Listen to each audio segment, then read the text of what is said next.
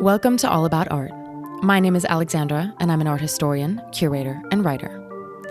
Within this podcast, topics relating to art history, cultural policy, the art sector, as well as a large range of other art-related topics will be covered. Conducting critical discussions, having entertaining exchanges, or just enjoying some relaxing chats, All About Art is where you'll find it all. Join me in exploring and developing cultural discourse. Welcome to another episode of All About Art. In this episode, I sat down with Kelsey Macpherson, specialist and deputy director in the Contemporary Art Department at Sotheby's Auction House here in London.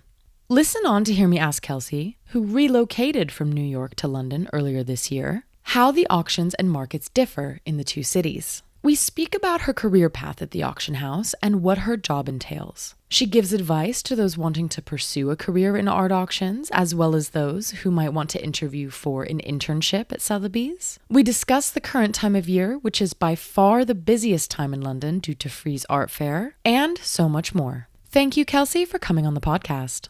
Before we dive into the episode, I want to take a minute of your time to mention that All About Art is on Patreon. We are mostly volunteer-led, but in order to cover running costs and other expenses, we make it possible for our lovely listeners to support us, ranging from £1 a month to the price of an oat latte a month, or on the higher end, the price of a Sunday brunch per month, depending on the tier you want to choose. If every person who listens to the podcast signed up for the £1 tier on our Patreon, we would be able to sustain the podcast while also having scope to produce episodes more frequently and expand our activities in demystifying the professional arts sector. So, if you want to receive early access to episodes and behind-the-scenes content, maybe you want to get some merch, or if you just love what we do and want to support us, I would be thrilled if you considered signing up.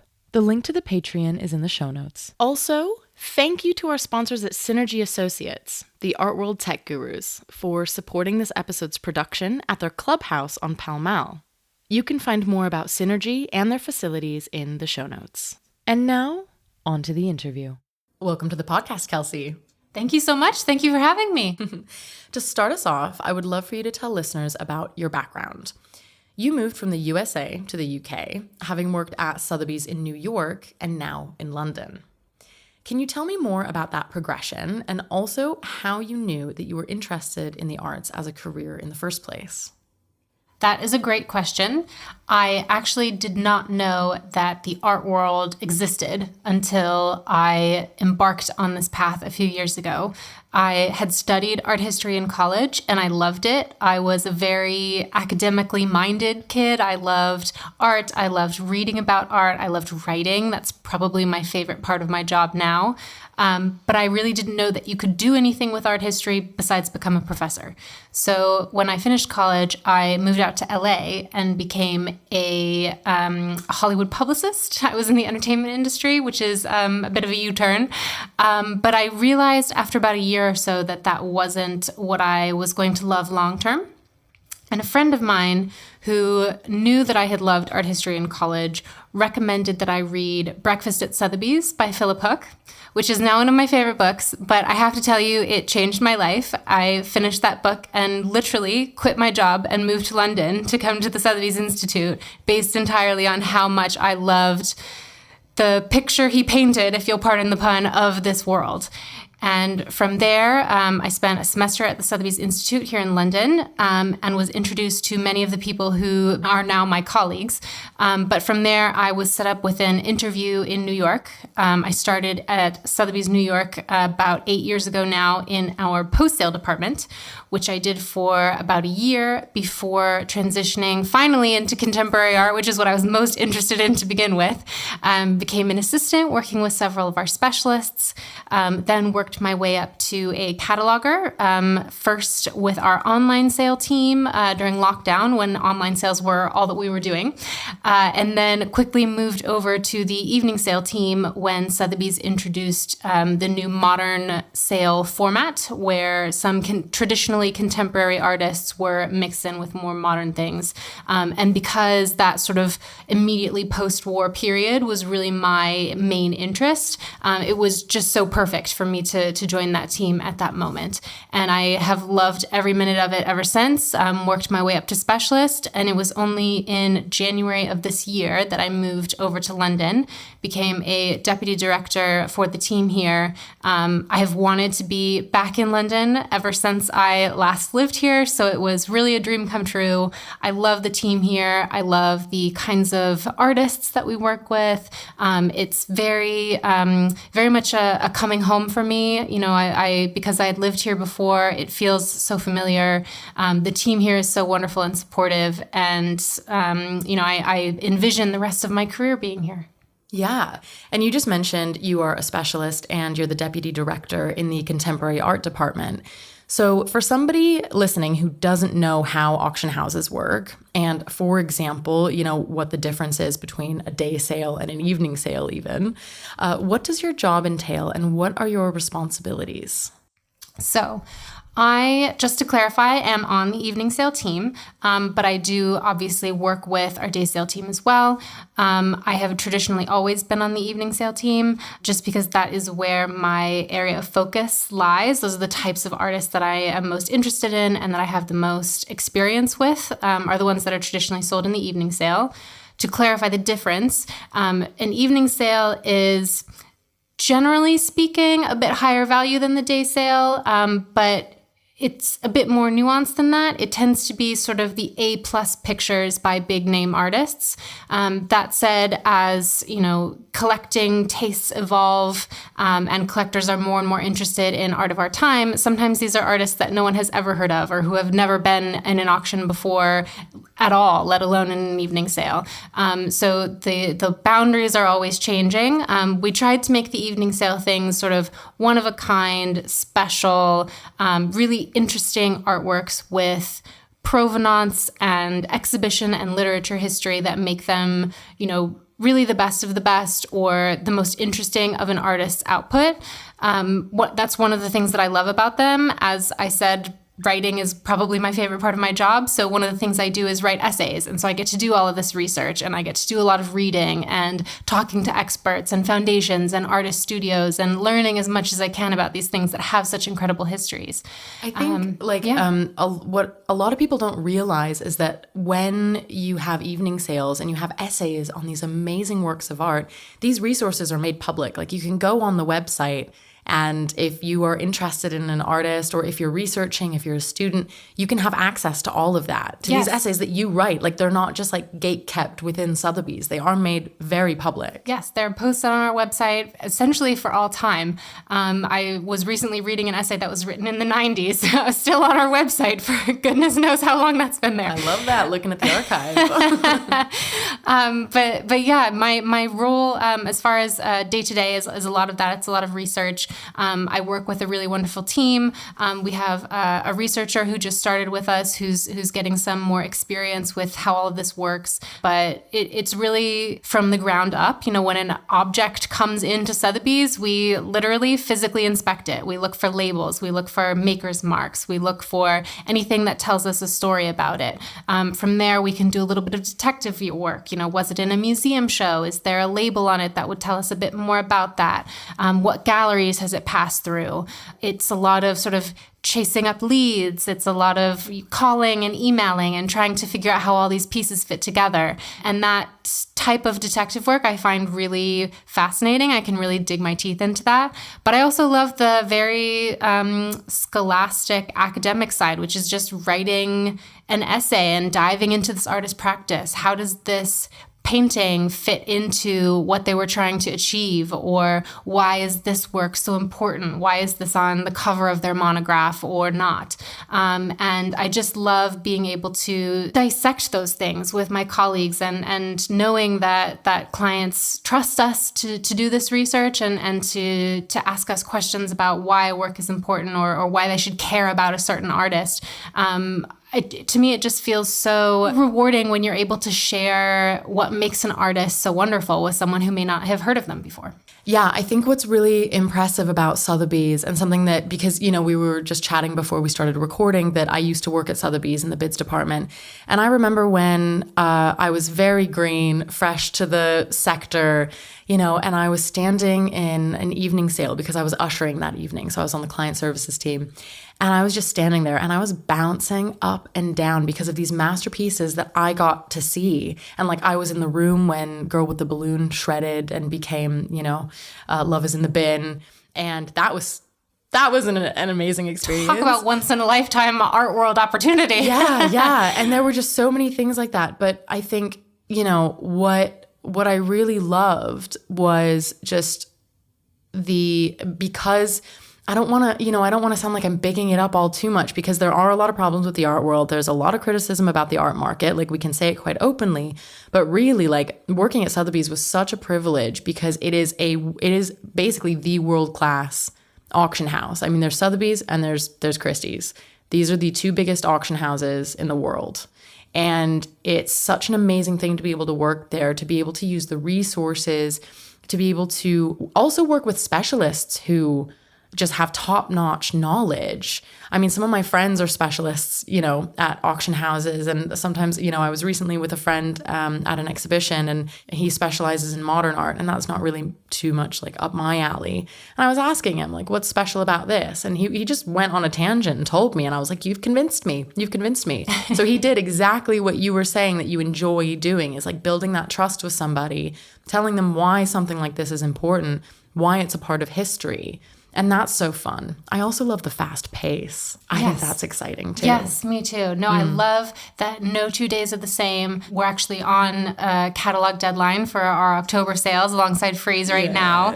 And just the pace of it, having 3 new works come in for the sale in a day. And, the deadline doesn't move back just because they come in at the last minute. And so trying to cram all of that research into a short period of time is stressful but exhilarating, and it makes the sale so much richer, and it's a real kind of bonding experience when you're there with your team late in the evening trying to make all of this happen in a very short period of time. But yeah, it is absolutely a very fast pace, particularly in London, where we have 3 sales a year instead of 2 as I was used to in New York, and that has been a bit of getting used to as well. As we move into the fall season, everyone coming back from their summer vacations and starting to pay attention to the art world again. We've got Frieze coming up. That the last few weeks have been definitely much more fast-paced even than I'm used to, because everything happens right as everyone sort of comes back to school, quote unquote, and starts to focus and really look forward to the auctions. I'm laughing as you're saying that because I work at a gallery, and everyone was like, oh yeah, there's just such a back to school feeling. And I've heard that phrase so many times, and it's so true. It really is. And also something that really resonates with me is this. It's specifically at auction houses, or I'd say Sotheby's, because that's where I have experience. That's where you have experience. But this all-nighter sometimes. Yes. I remember when Sotheby's introduced the format of, what was it? I think it was the Now sale, but it was basically across New York, London. It was this live streamed sale. Maybe it's not the Now. Maybe it's I remember else. Christie's had the one sale, so it was sort of a relay from Hong Kong to London to New York. Yeah. But Sotheby's did also restructure our sales. We used to just be Impressionist and Modern and Contemporary. Yeah. And now it's Modern, Contemporary, and the Now. Yeah. Okay. And I think that was introduced at the same time that this new format was introduced, where there was an auctioneer in London, but it was New York time, and it was. Oh, yes. Yeah. Yes, this was during lockdown. During lockdown. Ollie, our famous, wonderful auctioneer, was in London and couldn't travel to New York, but we, of course, had our New York evening sale. So he was sort of auctioneering in a completely different time zone. Yeah. I actually, bid clerked that. Oh, my goodness. At, 2 a.m. Oh, you poor thing. I remember getting off work, and it was 3:30 in the morning or 4 a.m. And I was like, oh, my God. We had had a wine sale the day before with, I don't know how many, 900 lots. That's 9 hours of bid clerking. Of course. The wine sales are infamously long. Yep. And, but the thing is that never once did I feel like, oh my God, I can't, this is horrible. Like I was just with my team. We would bring chocolates in for the team during the day. We'd complain, we'd laugh. We wouldn't take we wouldn't, it was just, it's camaraderie. Bond together. Yeah. It is. And that was such an exciting time, and like also for people listening in, I should mention that you can watch all of these auctions online live. You can see it happening in real time. And I don't know if it still is the case. Evening sales are typically ticketed just because they are very sought after to attend in person. But typically day sales you can attend during the day. You can find the times, online, and you can go watch an auction. You don't have to check in. You don't have to get a ticket. You don't have to do anything like that. You don't have to be a buyer. You can go in and watch the sale and learn and just get the experience of being there. Absolutely. Similarly, all of our pre-sale exhibitions are very much open to the public. Yeah. You're welcome to stop by the galleries anytime if you're interested in art. Sometimes we have things that have not been seen in public for 30 or 50 years. And so it can be really a great art historical education and also just really fun to come in to Sotheby's and have a look at art. It's like a museum exhibition that only lasts for a week. Yeah, truly. And opening times on the website, it's very, very accessible. You can just walk in, have a great time. I like to do that on my lunch break, especially when I know that the contemporary sales are on. It's always really nice. We'll be open October 3rd. Woo! But you mentioned this earlier, and I do want to circle back. Maybe I don't want to use the phrase circle back because that sounds so corporate, but it works here.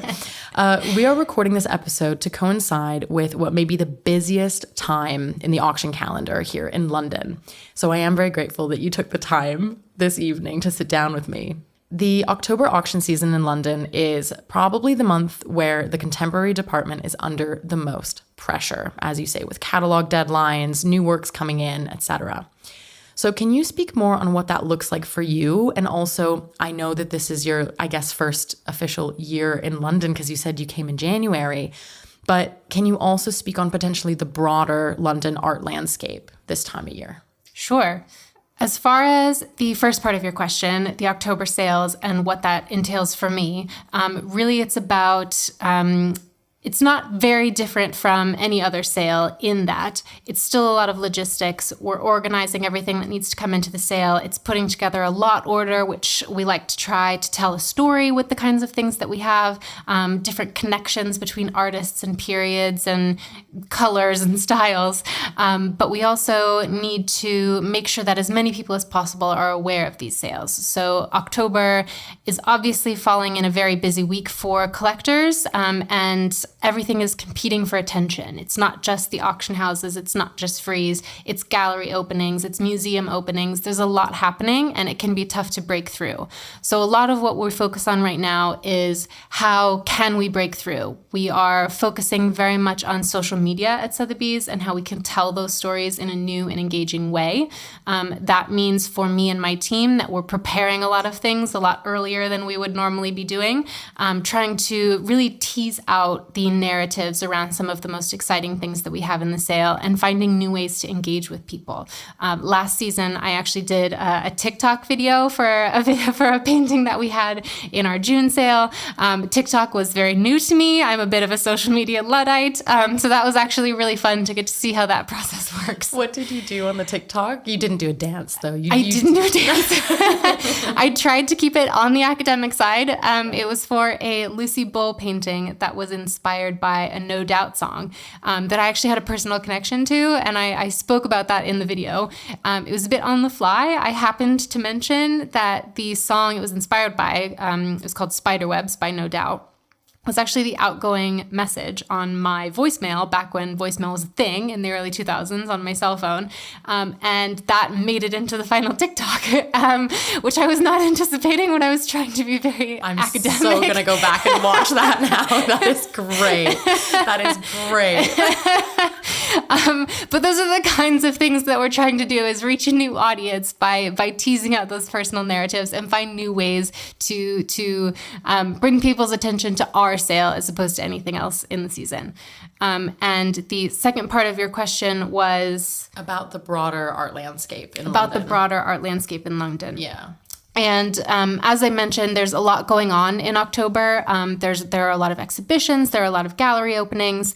And one of the things that happens in October is that all of the collectors, certainly in Europe, sometimes also in Asia and in the US, maybe a bit less so since lockdown, but they all gather in London. And so it's a very busy time. It's like the art world's fashion week. Everyone comes, everyone goes to everything, everyone gets to see each other, sometimes for the first time in a long time. And it's really a chance to re-engage. We spoke earlier about back to school vibes. It definitely feels like that for the art world. As we start to head into the New York sales season in November, and everything else that's happening in New York, coming off the back of Armory, it's really sort of a reawakening of the art world. And that definitely kicks off in London. And so this, for me, as my first time being here for October, will be really exciting to experience that for the first time. So it's kind of a 2-week period where it's just absolutely nuts. There's events every evening. There's stuff going on all the time. I think my calendar is already nearly full. And I also have to consider the fact that I'll probably be working later. I'll probably have to, go to the fair on this day, or I'll have to do this or that. And so it just becomes such a hectic time. And are the sales during Frieze Week? Because Frieze is the week of, I think, October, what is it, 7th? I think Monday is the 7th. Yeah. I think the VIP days are the 9th and 10th, yep, which are the same days as our evening and day sales. Yep. So yes, everything will be right on top of each other. And that actually happens every single year. It repeats. It's always the Wednesday and Thursday of Frieze Week, pretty much. I mean, sometimes it's a Tuesday, Wednesday, or never really a Thursday, Friday, or maybe in a rare instance has that changed. But I just think it's so interesting to see how everything kind of gets squashed into this one week, this one hectic, fun, exciting, exhausting week that is Frieze Week. It's just absolutely nuts. And it must be crazy for you as well at a gallery. I mean, are you exhibiting at Frieze this year? Yes. So trying to get all your property there for such a short period of time? Yeah. Well, thankfully we have a director of operations who does that beautifully. I just have to make sure that my part is taken care of, which is I deal with, events. I'm the gallery and exhibitions manager. So it's a lot of when we do studio visits with our artists for people who are in town, or for example, what else do we do? I mean, I'm going to be at the fair at the weekend as well, which is cool. So maybe I'll get to actually see it. I remember last year, I actually would not have gotten to see the fair if I wouldn't have had to go really early in the morning to get something. And I took a minute because I was waiting for someone. I took a minute to walk around with no one there. And I was like, okay, yeah, this is good. Because I had the exhibitor's pass, so you can go in early. But without that, I wouldn't have had time. I would not have had time. And I'm also particularly excited to see free sculpture this year. Yes, I think that would be really incredible. And just jumping backward a point, one of the things that I always find so striking about our exhibitions at the auction house is because it is such a busy time and I'm so focused on my sales that it's usually only after we've opened that I have a chance to even have a look at our day sale. I've obviously seen these things in our catalogs and I've been reaching out to clients, but to actually see them in person, usually that's the first time I have the opportunity because it's been so busy. But we talked about your career progression earlier a little bit, and you've been at Sotheby's since 2016, developing your career from assistant to cataloger to specialist throughout the years. But as you said, this was all in New York. As quite a large chunk of listeners are from the UK, but also thankfully, surprisingly, quite a few are from the New York area. I would love to know what you think of the cultural landscapes and the markets in both cities. I'm so intrigued by this, this is a stupid thing to say, but I'm intrigued by my own question. I'm I really want to know the answer to this. I obviously want to know the answer to all my questions, but this one in particular, I never really get the chance.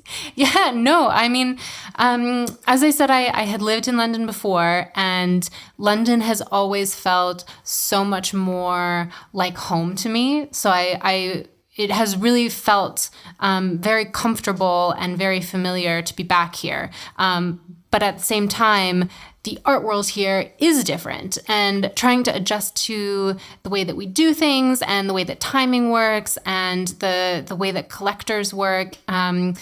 I don't even know if you can always put your finger on exactly what it is, but there is a very different feeling to the art world here than there is in New York. New York feels very big and loud and busy, just like the city. Here, it feels... I know my colleagues in New York will hate me for saying this, but I think London feels a bit more academic. The artists that people are engaged with here, in my opinion, seem to have something more interesting to say, which is one of the reasons that I was so interested in being on the London team to begin with.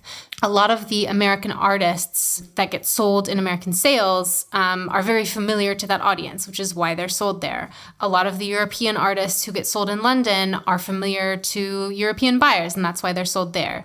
But at the same time, I do think that, this idea that you're buying the art of your own time, you're buying the art of your own culture as well. And you're buying the art of your own milieu and your own zeitgeist. And I think there's just a different tempo and a different appreciation of art here in London than there is in New York. One of the biggest differences for me, Sotheby's in London is right on New Bond Street, and we're surrounded by all of these incredible galleries. I can walk to a gallery on my lunch break and see what's new.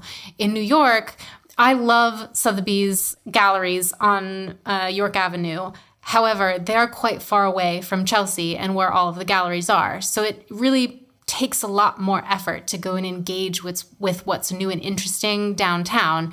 And unless I planned a day to really go down there and walk around, it felt very far away.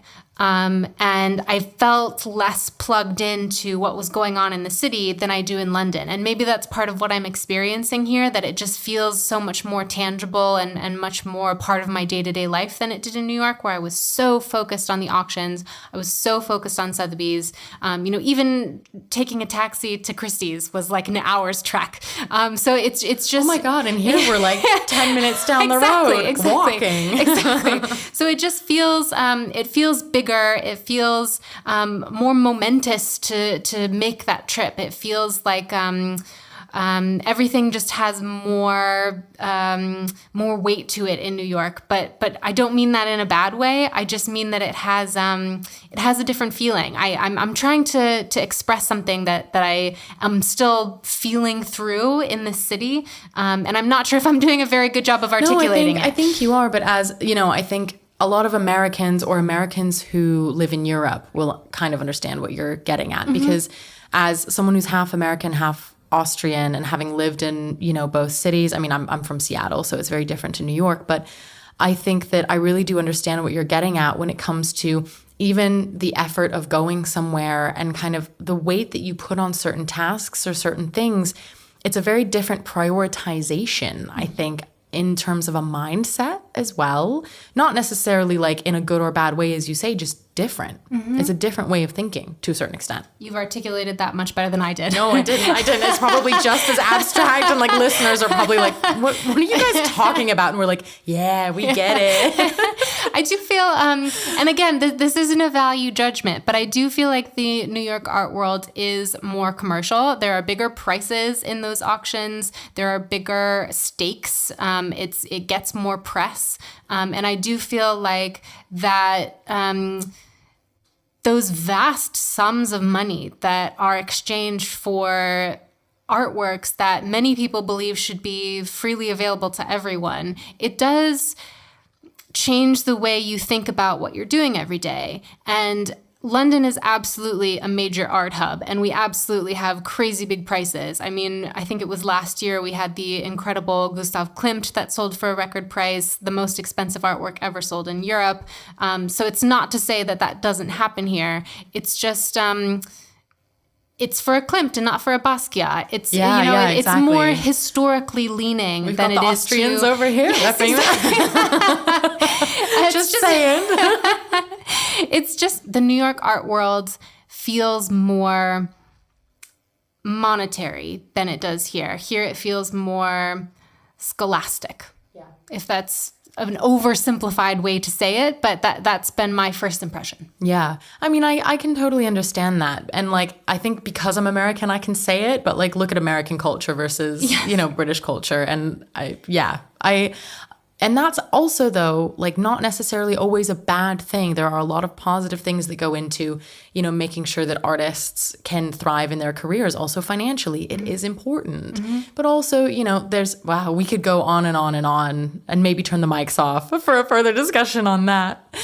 It's definitely a big topic, and it's something that I'm still feeling through. As I say, I haven't even been here for a full year yet, so I'm still sort of engaging with collectors and meeting new people and getting a sense of what's important to clients that I meet with every day. And it's still a learning curve, but I definitely feel like there's a different appreciation for a different type of art than what I'm used to seeing in New York. Yeah.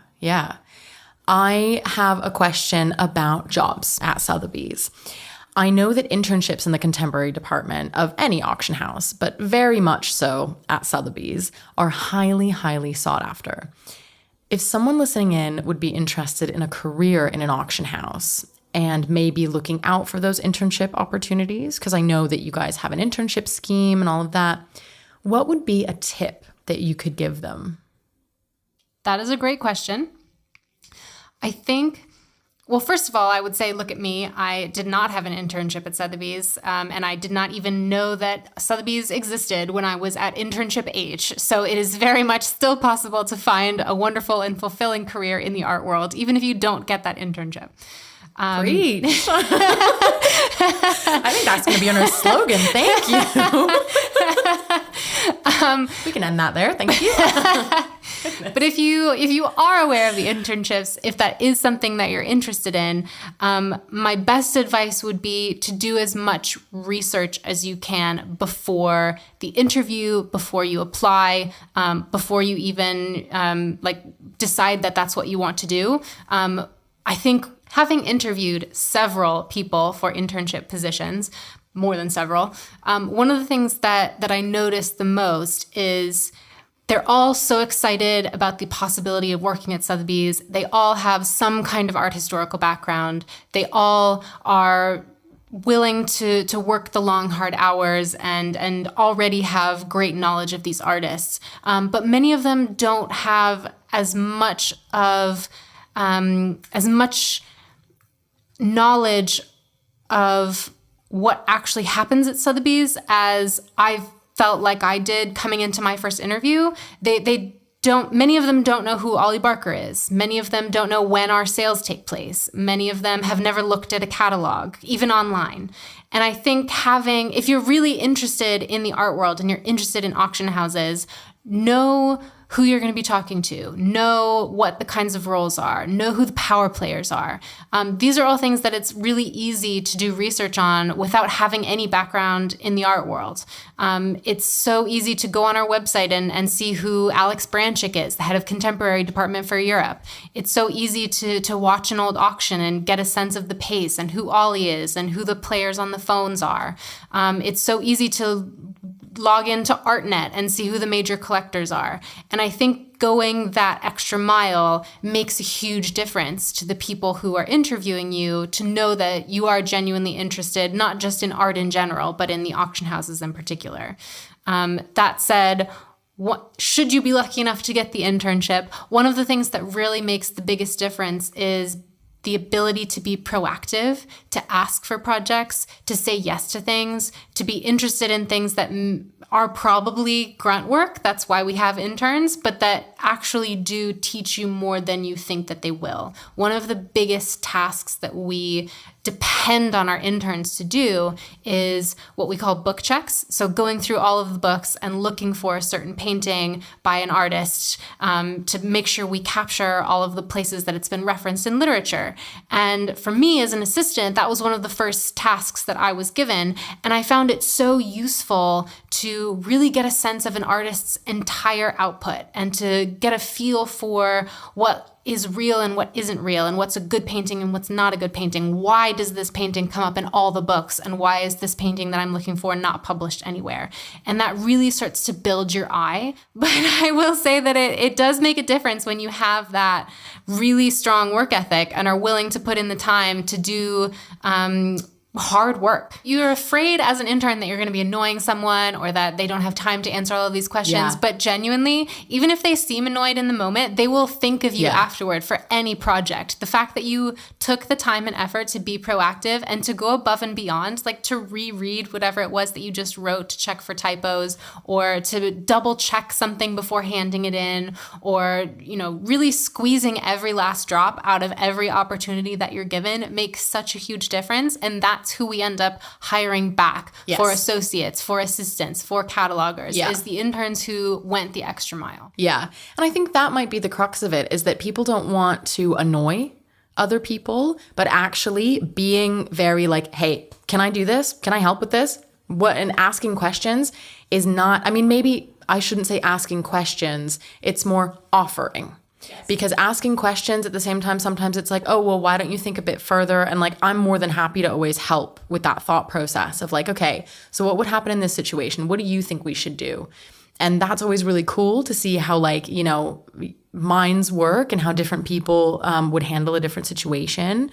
I'm learning how to be a manager. I don't really know how to do that yet as well. We're all learning. Yes. But I think a lot of people, they feel like in German we say über den Schatten springen, which is like you can't jump over your own shadow. And I love that. Yeah, and I think like for them to jump over their own shadow, to be very like, as you say, proactive, but that doesn't mean to constantly know what's coming and to be able, it's like, no, you don't have the experience for that yet, but it's very much just being proactive about offering your assistance, your skills for however much you've been able to build them. And that's quite empowering, I think, as an intern or as someone who's just starting out, to hear something like that is like, no one will be annoyed at you. We'll actually all be impressed by you. Exactly. Yeah. And jumping back, this may fit in better with the previous topic, but on asking questions, if you're being interviewed and you come to the end and the interviewer asks you if you have any questions and you say no, that is the worst way to end an interview. You should always ask questions. And that goes to my point about doing your research in advance. Know what you want to ask. What do you want to know about this opportunity? You as an intern, this is just as much about whether you think this is a career path that you want to follow as it is about whether someone wants to hire you. So if there's anything that you want to know, that is the time to ask. That is what we are looking for, is what are you interested in? What do you want to know about this position? What are you going to get out of this position? That is such a huge key. And for me, having done those interviews, that has been a huge difference maker, is the candidates who ask questions versus the ones who don't. Yeah, you get to know them better in the interview when they ask questions. And there must be, questions. I bet there have been so many candidates that have said, no, all nervous, and then gone home and been like, shoot, I should have asked X, I have Y, 15 questions. Yeah, an email after, hi, Kelsey, then you get like a full list. Yeah. It's like, well, okay.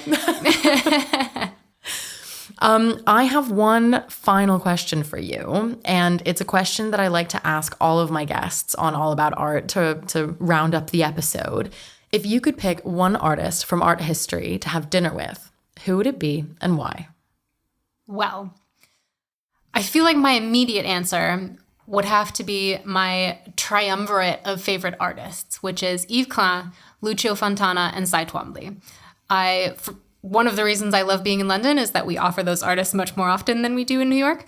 But I just find something about their work, resonates so strongly with each other as well as with me. I love that lyrical abstraction. I love, with Twombly in particular, the literary references and the references to history. With Fontana, I love that there is so much more going on than what you see on the canvas. Obviously, his works are lovely to look at, but once you really understand the concept behind them and the really intense theoretical questions that he's working through, it makes them so much more engaging and powerful. I love the anthropometry. And so having the three of them at a table together to discuss the ways that their work resonates with each other, but also just to be able to listen and be a fly on the wall and get a sense of what that moment in time must have been like would be so incredible. However, I am also a big advocate for female artists, and so I feel like I also have to say that I would love to have dinner with Hedda Stern, who is admittedly a recent discovery of mine. We had a really, really powerful, incredible painting in my last modern evening sale in New York before I moved here. And it was such a learning experience for me. And I have so come to appreciate her work and the moment in time that she was working in. You may not be familiar with Hedda Stern. I certainly wasn't before I started researching that painting. But what you might know her from is as the only woman from the famous photograph of the Irascibles. And so she was working alongside all of the other abstract expressionists in New York, but very much was doing her own thing. She was the first artist to use spray paint. If you think about all of these artists who came after her who are so much more famous for using it, like Basquiat, for instance, or Haring, or mostly men. But Hedda Stern was using it when it first hit shelves. And I think that's so cool. And she was using it to create her own version of a lot of abstract expressionist gestures, but spray paint at the time was being marketed to women. And so she was doing it in a really unique, feminist way. And I would love to speak to her because she had such a fascinating life. She fled the Nazis, she moved to New York, she was friends with all of these incredible people and had such wonderful stories. And her career continued to evolve over and over and over again. And I think it's really a shame that she has been kind of lost to history in a way. And so to be able to speak with her and really get a sense of what her life was like and to revive some of the really unique narratives that she was creating in her work that no one else was doing. She was very much an individual. She pivoted from abstraction into sort of personal, surrealist, more figurative drawings and continued to reinvent her own style throughout her life. And I would love to kind of unpack all of the really interesting parallels that are drawn between some of her earlier works and her later works and what she was really looking at. I've made some, I hope, friends with people at the Hedda Stern Foundation, and they're all the most kind and wonderful people. And I would hope that I would be able to invite them to dinner with her as well. Oh, I love that so much. Kelsey, thank you so much for coming on the podcast, for sharing your insights, your expertise, and for teaching us about Hedda Stern. Thank you so much for having me. It's been such a pleasure. And that is it for today on All About Art. If you enjoyed this episode, please leave me a rating or a review, as it helps more people discover the show. Also, feel free to share with your friends, or if you share on social media, tag me and get in touch. Thank you so much for listening.